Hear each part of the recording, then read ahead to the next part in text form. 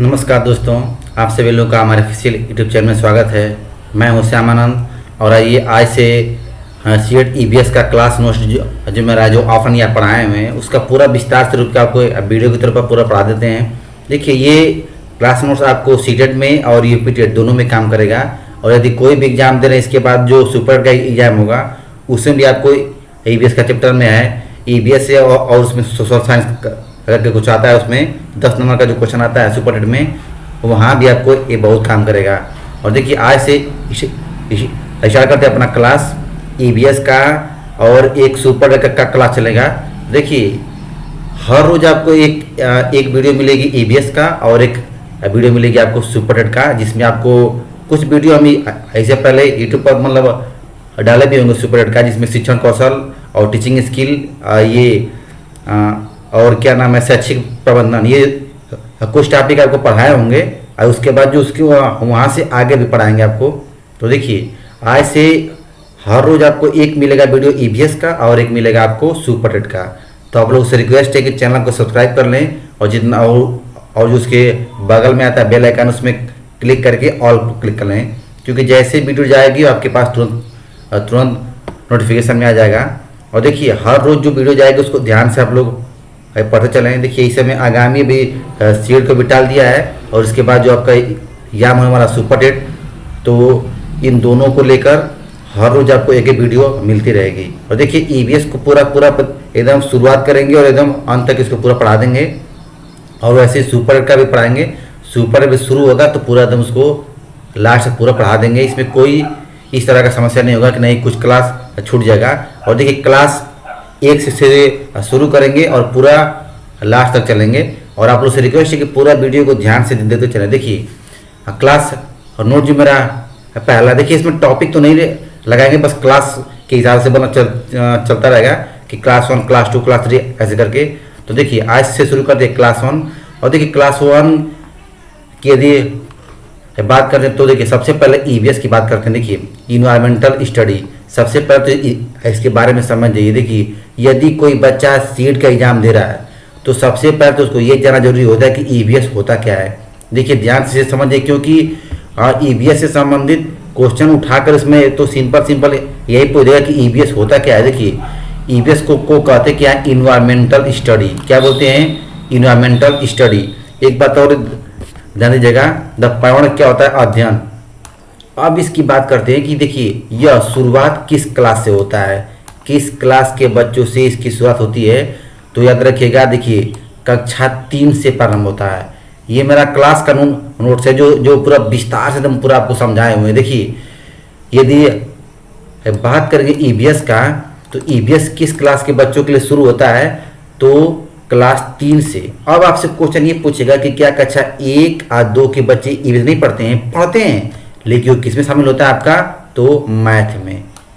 याद रखिएगा, कक्षा 1 और 2 के बच्चों के लिए जो ईबीएस की क्लास होती है या सामाजिक विज्ञान होता है वो उनके गणित में ही शामिल होता है। ये दिमाग में सेट लगेगा। ये क्वेश्चन आपको सीटेट में आ चुका है। ये बना के देगा कि कक्षा 1 और 2 के बच्चों को सामाजिक विज्ञान या द पर्यावरण या विज्ञान पढ़ाया जाता है। तो कहाँ पढ़ाते हैं उसको? उनके गणित विषय में उनको शामिल कर दिया जाता है। कक्षा 3 से लेकर हाँ, ये ईबीएस की क्लास शुरू होती है या ईबीएस का सब्जेक्ट शुरू होता है। और देखते हैं, देखिए इन ईबीएस में 3 विषय शामिल है। देखिए, ध्यान से देखिए, इन ईबीएस में 3 विषय शामिल है। देखिए, सोशल साइंस, साइंस और इन्वायरमेंटल, इन तीनों को शामिल करते हैं। ध्यान दीजिएगा।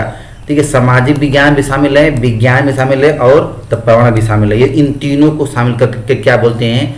Environmental study. ये क्वेश्चन अक्सर आपसे पूछ लेता है कि ईबीएस में कितने विषय शामिल होते हैं? तो 3 विषय शामिल होते हैं, सामाजिक विज्ञान, विज्ञान और पर्यावरण। और देखिए, पर्यावरण का भी को भी मतलब यदि उसका संधि विच्छेद करते हैं तो क्या होता है? पर्यावरण। देखिए, इसका अर्थ क्या होता है? पर्यावरण का अर्थ होता है पर्यावरण। और देखिए, परि का अर्थ होता है चारों तरफ और आवरण का अर्थ होता है घिरा हुआ। देखिए, अर्थात धरातल के ऊपर वायु और गैसों से घिरा हुआ भाग क्या कहलाता है? वातावरण कहलाता है या द पर्यावरण कहलाता है। देखिए, जैसे यदि धरातल के ऊपर जितना भी चारों तरफ का पूरा क्षेत्र है सब क्या कहलाता है? द पर्यावरण कहलाता है। देखिए, इसमें अनेक प्रकार की गैसें पाई जाती है। देखिए जो हमारा इन्वायरमेंटल है ना, इसमें आपको अनेक प्रकार की गैसों का मिश्रण होता है, कई सारे गैस हैं, लेकिन देखिए इसमें से कुछ कुछ इंपॉर्टेंट जो गैस है उनका नाम आपको को लिखा दे रहे हैं। और देखिए और इन्हीं गैसों की जो प्रतिशत मात्रा हुई एग्जाम में बार बार पूछती है। देखिए जैसे इन्वायरमेंटल में सबसे अधिक कौन सी गैस होती है, तो नाइट्रोजन गैस कितना परसेंट इसकी मात्रा है, 78%। इसका कितना है, ऑक्सीजन कितना पाया जाता है, 21%। आर्गन, देखिए ये एक क्वेश्चन बड़ा इंपॉर्टेंट है, जो आर्गन गैस होती है, आर्गन गैस ये वातावरण में सबसे अधिक पाई जाने वाली एक अक्रिय गैस है। इसको याद रखिएगा, AR इसको बोलते हैं, AR इसका सिंबल होता है।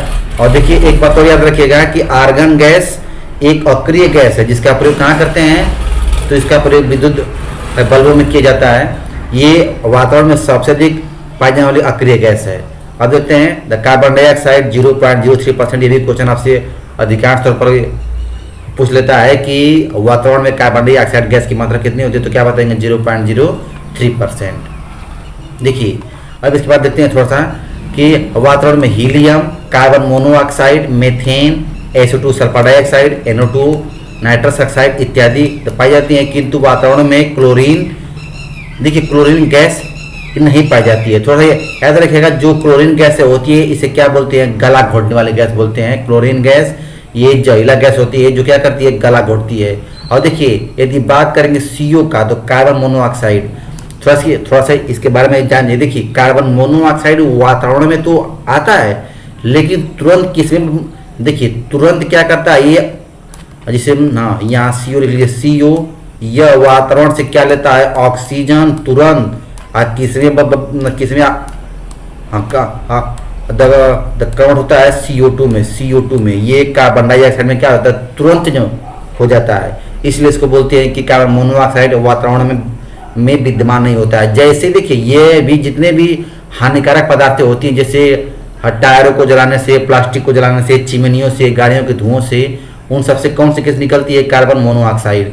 और ये देखिए ये वातावरण की सबसे जहरीली गैस होती है, और जैसे ही यह निकलती है वातावरण से ऑक्सीजन को लेकर, यह CO2 में क्या होती है, बदल जाती है। तो ये बात याद रखिएगा। हाँ अब देखते हैं इनका उपयोग देते हैं पूरा विस्तार से। देखिए सबका उपयोग भी बताए हुए हैं कि किसका किसका कहाँ उपयोग होती है। यदि मान लीजिए आपको सुपर का एग्जाम देना है, तो यदि इन सबसे भी क्वेश्चन उठा के देता है कि इसका उपयोग कहाँ करते हैं। देखिए सबसे पहले बात करते हैं, सबसे अधिक इन्वायरमेंटल में कौन सी गैस होती है, नाइट्रोजन। देखिए नाइट्रोजन का प्रयोग तापमान को नियंत्रित करने में, पहला चीज। देखिए यदि एक बात याद रखिएगा, यदि वातावरण में 78% नाइट्रोजन है, तो इसका मतलब है कि जो तापमान को नियंत्रित किया हुआ है, यदि इसकी मात्रा घट जाए, यदि इसकी मात्रा कम हो जाए, तो क्या होगा, वातावरण में तापमान क्या हो जाएगा, ऑटोमेटिक बढ़ने लगेगा। देखिए नाइट्रोजन का प्रयोग शीतलता के रूप में किया जाता है, मतलब ठंडक के रूप में। याद रखिएगा जो एक अमोनिया गैस होती है ना, अमोनिया और फ्रियान, उसमें भी नाइट्रोजन होता है। यदि आपसे कोई क्वेश्चन पूछ देगा कि अमोनिया क्या होती है, तो क्या बताएंगे, NH3। क्या होती है, NH3 होता है, और इसमें नाइट्रोजन होता है जो क्या बताया, ठंडक के रूप में होता है। अमोनिया एक शीतलक गैस है, याद रखिएगा। और आगे देखिए नाइट्रोजन को फ्रिज और खेतों में उर्वरक के रूप में भी प्रयोग करते हैं। ऐसे भी जानते हैं जो यूरिया होती है, तो यूरिया में नाइट्रोजन कितना पाया जाता है, 46%। कितना पाया जाता है, 46%। इसको याद रखिएगा। और देखिए एक बात और याद रखिएगा कि जो नाइट्रोजन गैस है, इसका प्रयोग फ्रिज में करते हैं। फ्रिज में कहाँ करते हैं, जो फ्रियान गैस होती है और अमोनिया, उन्हीं दोनों में क्या होता है, नाइट्रोजन गैस का प्रयोग करते हैं ठंडक के रूप में, शीतलक के रूप में। तो ये ध्यान में सेट रखिएगा। अब देखते हैं, देखिए वायुमंडल में सबसे हानिकारक गैसें क्या होती है, CO कार्बन मोनोऑक्साइड। अब देखिए यह गाड़ियों या मोटर गाड़ियों से उत्सर्जित होती है, और अन्य पदार्थ जैसे प्लास्टिक, टायर जलाने से क्या होता है, निकलती रहती है। जिसे एक बात और याद रखिएगा, जो होती है ना, जो ईंट भट्ठों की जो होती है चिमनियों से भी कौन सी गैस निकलती है, कार्बन मोनोऑक्साइड। यह सबसे वातावरण की जहरीली गैस है। इसको भी दिमाग में सेट रखिएगा कि वातावरण की सबसे जहरीली गैस कौन सी होती है, तो कार्बन मोनोऑक्साइड। आगे देखते हैं मेथेन गैस। देखिए मेथेन गैस CH4, इसे क्या बोलते हैं, मार्स गैस कहते हैं या डीजल गैस कहते हैं, याद रखिएगा। या इसे गोबर गैस, बायोगैस सब कहते हैं, इसका नाम है, याद रखिएगा। मेथेन गैस को क्या बोलते हैं? Marsh gas, diesel gas, biogas, गोबर गैस, इसी को कहा जाता है। देखिए, और हाँ, यह कहाँ से प्राप्त होता है? तो याद रखिएगा, गोबर गैस से। कहाँ से प्राप्त होता है? गोबर गैस से, गोबर से। देखिए, इसे गोबर गैस प्लांट से विद्युत उत्पादन किया जाता है। देखिए, इसका प्रयोग कहाँ करते हैं? जो गोबर गैस प्लांट हर जगह लगाया जाता है ना, उससे क्या निकलता है? इलेक्ट्रिक निकालने के लिए प्रयोग किया जाता है इसका। और देखिए, और धान की खेतों से कौन सी गैस निकलती है? Methane gas. क्वेश्चन पूछता है आपसे कि धान की खेतों से कौन सी गैस निकलती है, या जहाँ से उमस होती है, उमस वाली गैस क्या होती है? तो मेथेन गैस होती है। हाँ, अब देखते हैं SO2 और NO2, sulphur dioxide, nitrogen dioxide. यह अम्लीय वर्षा के लिए उत्तरदायी गैस है। देखिए, बहुत ही इंपॉर्टेंट क्वेश्चन ये आपसे पूछ लेता है कि अम्लीय वर्षा का कारण क्या होता है, तो क्या बताएंगे? SO2 और NO2। और देखिए, जब इनकी मात्रा की बात करेगा ना, तो देखिए अम्लीय वर्षा में केवल कितना परसेंट होता है? 5% NO2 और SO2 क्या होते हैं? मिला होता है। यदि पूछ देगा कि अम्लीय वर्षा में इनकी प्रतिशत मात्रा कितनी होती है, तो क्या बताएंगे? केवल 5% होता है। अगर हाँ, देखिए एक चीज़ और जानते रहिएगा, जो हमारा है ना आगरा का ताजमहल, जो 7वें अजूबे में शामिल है, उसका जो पत्थर, उस पर पीलापन का निशान बन रहा है। जो उसका संगमरमर है, उस पर धीरे धीरे पीलापन का निशान बन रहा है। तो उसका भी रीजन नहीं होता है कि हाँ, उसका रीजन क्या होता है? अम्लीय वर्षा, जिसमें 5% पाया जाता है SO2 और NO2। इस बार देखते हैं हीलियम गैस। हीलियम एक अक्रिय गैस है जो वायुमंडल में बहुत ही कम मात्रा में पाई जाती है। देखिए, हीलियम गैस क्या होता है? ये भी अक्रिय गैस है। यदि आवर्त सारणी की बात करें तो इसका क्रमांक होता है 2। याद रखिएगा, इसका क्रमांक होता है 2 आवर्त सारणी में। और देखिए, हीलियम गैस की बात करें तो इसका थोड़ा प्रयोग जान जाइए। देखिए, हीलियम गैस का प्रयोग कहाँ करते हैं? तो सबसे पहले एक होता है गुब्बारे में करते हैं। गुब्बारा जो होता है, जो देखिए ये हवा से भी हल्का की गैसें होती है हीलियम गैस, इसलिए इसका प्रयोग गुब्बारे में करते हैं। दूसरा इसका प्रयोग कहाँ करते हैं? जो हवाई जहाज होते हैं, हवाई जहाज़ों के जो टायरों में जो गैस भरी होती है, वो भी क्या होती है? हीलियम गैस होती है। हवाई जहाज़ों के टायरों में भी कौन सी गैस भरते हैं? हीलियम गैस, क्योंकि सबसे हल्की गैस होती है। और देखिए, इसके बाद इसका प्रयोग कहाँ करते हैं? जो भी गोताखोर जाते हैं ना समुद्र के नीचे, जो ऑक्सीजन के लिए जो टैंकर रहते हैं, टैंकर, उसी जो टैंकर में ऑक्सीजन के साथ हीलियम गैस का मिश्रण होता है। तो ये दिमाग में सेट रखिएगा कि इसका प्रयोग कहाँ कहाँ करते हैं। फिर होते हैं आगे, सूर्य पर सर्वाधिक तापमान होने का कारण हाइड्रोजन गैस है, होती है। सूर्य पर नाभिकीय सरण की क्रिया होती है। एक बार याद रखिएगा, नाभिकीय सरण की क्रिया होती है। हाइड्रोजन मिलकर क्या बनाते हैं? हीलियम बनाते हैं। हाइड्रोजन मिलकर क्या बनाते हैं? हीलियम का नाभिक बनाते हैं। इसीलिए बोलते हैं नाभिकीय सरण क्रिया। और देखिए, इसी की वजह से सूर्य पर सबसे अधिक तापमान होता है, जिसमें हीलियम और हाइड्रोजन गैसें होती हैं। हीलियम का प्रयोग गुब्बारा में, वायुयान के पहियों में, गोताखोरों के टैंकों में किया जाता है। ये तो आपको सब बता दिए हैं। आगे देखिए, हाँ, हाइड्रोजन सबसे हल्की गैस होती है।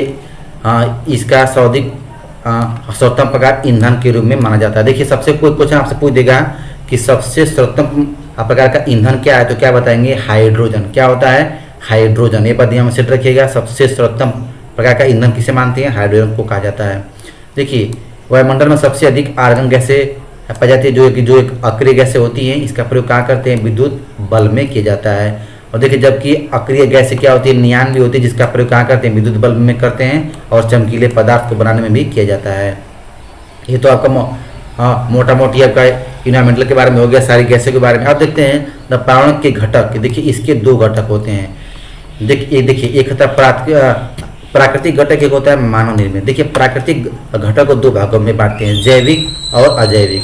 देखते हैं, देखिए, जैविक और अजैविक। जैविक घटक क्या होता है? सजीव, पेड़ पौधे, वनस्पति, जीव जंतु सब किस में आते हैं? सजीव घटक में आते हैं। और सजीव में यदि उसमें आते हैं तो जैविक में। एक बार देखिए, ऐसे करिएगा इसको याद, कि जो जैविक घटक होते हैं उसमें सारे सजीव चीज आते हैं, सारे सजीव। और जो अजैविक होते हैं उसमें निर्जीव चीज आती हैं, लेकिन जो प्राकृतिक रूप से हैं।